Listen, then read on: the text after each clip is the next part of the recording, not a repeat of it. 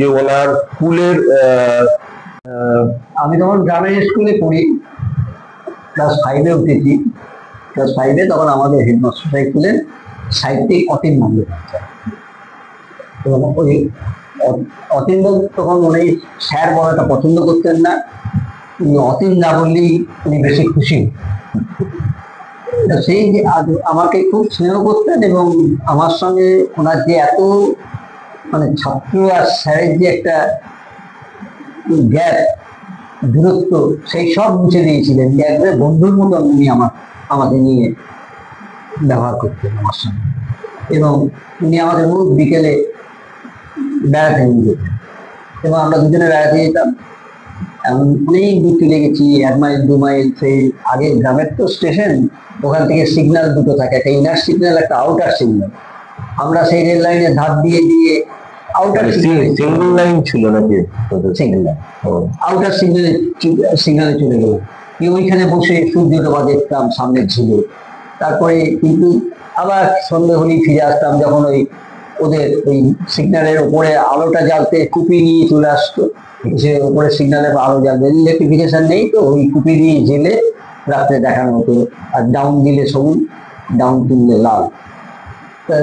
ওটা তো আলো জ্বালতে হবে বলে সন্ধ্যাবেলায় জ্বালতে আসতো। ওটা আসলে ওখান থেকে আমরা উঠে পড়ে আমরা আবার ফিরে আসতাম। তা এই যাওয়া আসা গোটা বিকেলটা কাটতো অতীনদার মুখে গল্প শুনে। এবং এত গল্প বলতেন উনি আমাকে, এবং দিনের পর দিন গল্প বলে গেছেন। তা পরবর্তীকালে একদিন কলেজ থেকে দেখা হচ্ছিল, উনি আমাকে একটা বই দিলে দেখে ডাকলেন যে একটা পাবলিশারের কাছে নিয়ে গিয়ে বলে আমার বইটা দাও। উনি বই দিয়ে আমাকে দিলেন।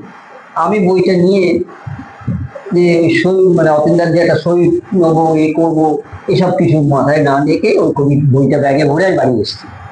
পরের দিন গিয়ে আমি আমার অতীনদার সঙ্গে ওইখানে দেখা করেছি। দেখা করে বলছি এই বইটা আমি নেবো না, আপনি ফেরত নিন। বলে কেন রে? আমার না, এই বইয়ের সব গল্প আমার জানি। তখন অতীনদা বললেন যে ওই যে তোকে স্কুলের সময় আমি নিয়ে গল্প বলতাম আর রোজ রাত্রে এসে সেটা লিখতাম, আবার পরের দিন যেটা বলতাম সেটা রাত্রে লিখতাম, সেইটা এই বইটার সব গল্প জুড়েই আছে। তা এই যে গল্পটা বলে তারপরে লেখা, সে অতীনদার কাছেই শিখেছিলাম। এবং অতীনদার সেই সময় থেকেই বোধহয় আমার এই গল্পের একটা বীজ ভেতরে বুনন হয়ে গেছিল। তারই আর কি হয়তো প্রতিফলন। আজ অতীনদা নেই, উনি চলে গেছেন আমাদেরকে ছেড়ে, কিন্তু আজও অতীনদা বলতেই চোখ থেকে দুফোঁটা জল বেরিয়ে আসে।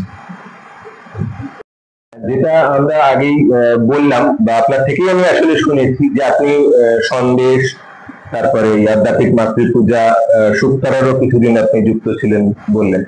সম্পাদক হিসেবে যে কাজ করা, তো সেখানে তো বিভিন্ন ধরনের অভিজ্ঞতার সম্মুখীন হতে হয়। তো তার মধ্যে যদি কয়েকটা আমাদের সঙ্গে একটু ভাগ করে নেন।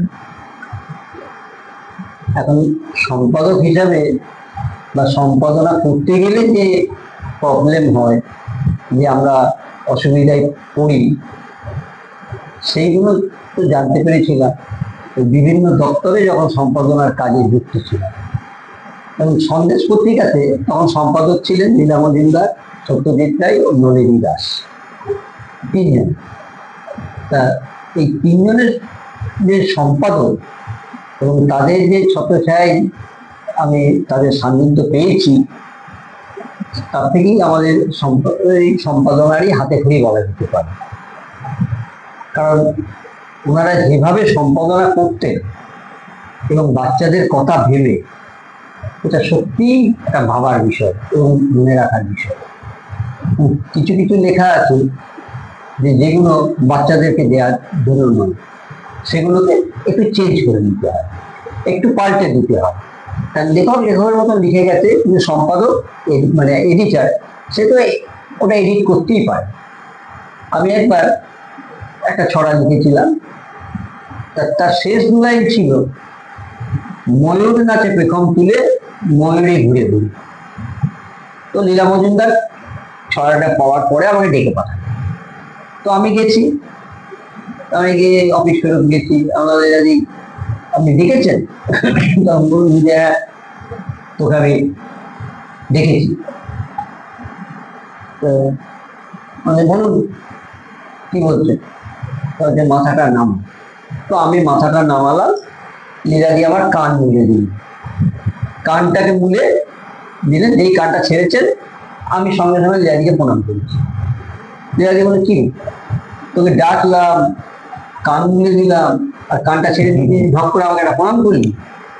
আমি বললাম আপনি আমার দিদি ঠাকুমা, এখন আপনি কান মুলবেন না তো কে মুলবে, আমি নিশ্চয়ই কোনো অন্যায় করেছি, তা আপনি সেটাই বলে না, তুই অন্যায় করিস নি কিছু, তবে যেটা করেছিস সেটাও ঠিক করেছিস। বলে কি করবি, সত্যি একটা ছড়া পাঠিয়েছিস সন্দেশ পত্রিকার জন্য। বলে হ্যাঁ, কেন আপনার ভালো লাগেনি? বলে ভালো লাগে তো তোকে ডেকে পাঠাতাম না, চেপে দিতাম। ছড়া শেষের দিকে কি লিখেছিস? আমি বললাম যে ছড়াটা তো পাখিদের নিয়ে লিখেছি, পাখিদের জলসা। শেষ দু লাইন আছে, ময়ূর নাচে পেখম তুলে ময়ূরই ঘুরে দিল। তবে ধরে এটা সন্দেশ পত্রিকা, এটা বাচ্চাদের ছোটদের পত্রিকা, ময়ূর কখন পেখম তোলে রে? আমি বললাম বর্ষাকালে। ময়ূরী কখন তার চারপাশে ঘুরে বেড়ায়? আমি তো মাথা চুল করছি। তখন বলছে না, মাথা চুল করলে হবে না, ওইটা ওদের ব্রিডিং টাইম, কিন্তু এটা তো আমি সন্দেশ পত্রিকাতে ছাপতে পারবো না। বাচ্চারা যখন বড় হবে তারা কি ভাববে যে রূপক কাকু এইরকম লিখেছে, তারা তো মুখস্থ করে ফেলবে তোর লেখা, তারপরে তো এইটা বলবি, তাহলে আবৃত্তি করবে সব কিছু। তখন আমি বলছি তাহলে কি করবো, আমার দিন আমি পাল্টে দিচ্ছি। তাছে না, ও দু লাইন আমি ঠিক করে দিয়েছি। আমার এই রে বলে মাথা চুলছে। তখন বলছে এই রে না, প্রত্যেকে ভালো লিখেছি। আমরা শোনান। তখন আমি লিখেছিলাম ময়ূর নাচে পেখম তুলে ময়ূরী ঘুরে ঘুরে, লীলাদি করে দিলেন ময়ূর কেমন পেখম তুলে নাচছে ঘুরে ঘুরে, এবং সন্দেশ পত্রিকাতে ছাপা হলো লেখাটি। এটা হচ্ছে এডিটারের কাজ। আমরা ভুল করতেই পারি, কিন্তু এডিটার যে এরকম ভাবে কান মুলে শিখিয়ে দিচ্ছেন, এটার একটা আলাদা মা।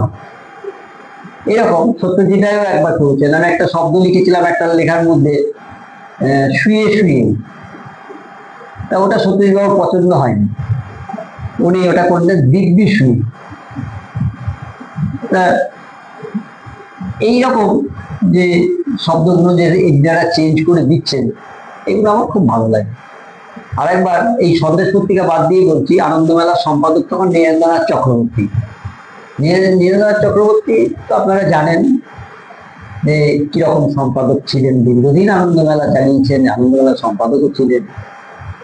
তো ওরকম একদিন আমি যখন দেব সাহিত্য কুটিরে একটা বার্ষিকী করতাম সম্পাদনা। আমাদের ভিডিওটি সম্পূর্ণ হলো না, আমার কাছে যে অন্তিম পর্বটি ছিল সেটি আজকে আপনাদের সামনে তুলে ধরছি। আসলে যান্ত্রিক গোলযোগের কারণে শব্দ আসেনি, অর্থাৎ আমার এবং রূপক কাকুর মধ্যে যে কথোপকথন হয়েছে সেটি মানে দিলে আপনাদের মনে হবে যেন সেই সাইলেন্ট মুভি হচ্ছে, তো সেই কারণে তো সেটি দেওয়া সম্ভব হলো না। রূপক কাকুর কাছ থেকে ওনার মূল্যবান সময় আমাকে আরেকবার চেয়ে নিতে হবে, নিয়ে যে আপনাদের যে অন্তিম প্রশ্নগুলি রয়েছে এবং আমার ছাত্রছাত্রীদেরও যে অন্তিম প্রশ্নগুলি রয়েছে তার উত্তর আপনাদের সামনে আমি অবশ্যই তুলে ধরব। আমি আপনাদেরকে কথা দিলাম। নমস্কার।